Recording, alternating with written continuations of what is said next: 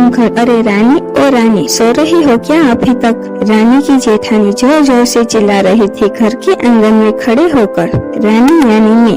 तभी मैं भागते हुए अपने कमरे से निकली और बोली, दीदी आ गई मैं। जेठानी बोली, रानी, तुम्हारा नाम रानी है, तुम रानी नहीं हो। मैंने तुम्हें रात में ही समझाया था कि सुबह को जल्दी उठ जाना, तुम्हारी मुंह दिखाई की रस्म है। मैंने बोला कि दीदी रात को नींद ही नहीं आई, जगह नहीं है और मन में थोड़ा डर था कि सुबह आँख नहीं खुली तो।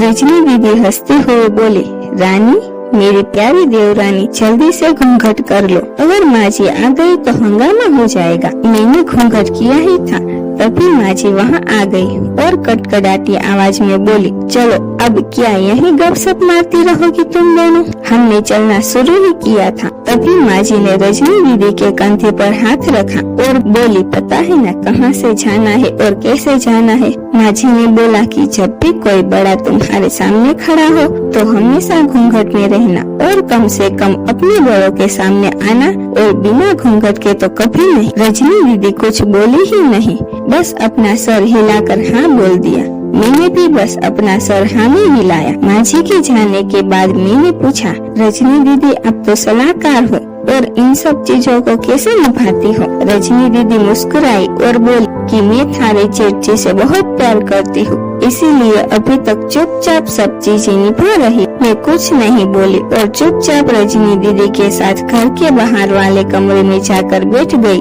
वहाँ पर एक पड़ोस की आंटी जी भी बैठी थी। वो बोली कि यह कैसे बहू आई है, ससुर जी सामने खड़े हैं और ये यहाँ बैठी है। मुझे कुछ समझ नहीं आया। मतलब रजनी दीदी बोली कि आंटी जी अभी नई बहू है, यहाँ के रीति रिवाज सीखने में थोड़ा समय लगेगा। रजनी दीदी मुझे वहाँ से उठाकर मेरे कमरे में छोड़ गई। 6 महीने यूं ही छोटी छोटी चीजों में बीत गए। फिर एक दिन मैं राहुल के साथ साड़ी लेने गई। राहुल का फोन आया और वो दुकान से बाहर बात करने चला गया। साड़ी की दुकान पर मैं बेधड़क होकर साड़ियाँ देख रही थी। तभी साथ में बैठे हुए अंकल जी खांसे। एक बार, फिर 2 बार, फिर 3 बार। मैंने साड़ी वाले भैया से बोला कि भैया इन अंकल जी को पानी दे दो, बहुत खांसी आ रही है इन्हें। अंकल जी भड़क उठे और बोले, क्या बदतमीज लड़की है ये, कुछ शर्म लिहाज है या नहीं इसे?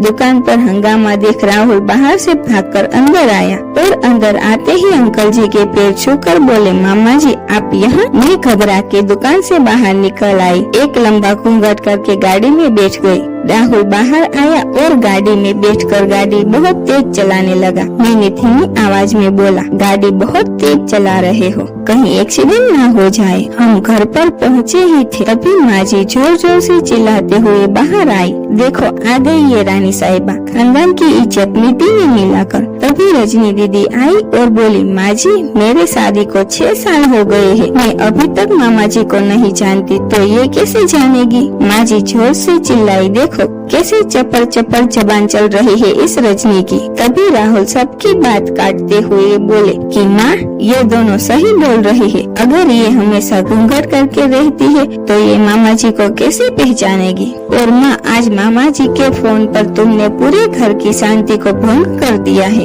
ये तो वही समाज है जिसने सीता मैया पर भी उंगली उठाई थी। पिताजी और जेठ जी ने भी अपना पक्ष राहुल के साथ ही रखा। माँ जी थोड़ी देर सोचने के बाद वापस रजनी दीदी और मेरे पास आई और बोली कि तुम दोनों को अपनी मर्यादा पता है, मुझे उम्मीद है कि तुम कभी भी मेरा सिर शर्म से नीचे नहीं झुकने दोगी। हम एक ही परिवार के सदस्य हैं, हमें हमेशा साथ रहना है, अच्छा वक्त हो या बुरा वक्त, हर सदस्य को अपनी मर्यादा पता है। माँ जी ने मुझे और रजनी दीदी को गले लगा लिया। हेलो दोस्तों, अगर आपको हमारी स्टोरी पसंद आई हो तो वीडियो को लाइक करें और ऐसी मजेदार कहानी सुनने के लिए चैनल को सब्सक्राइब कीजिए।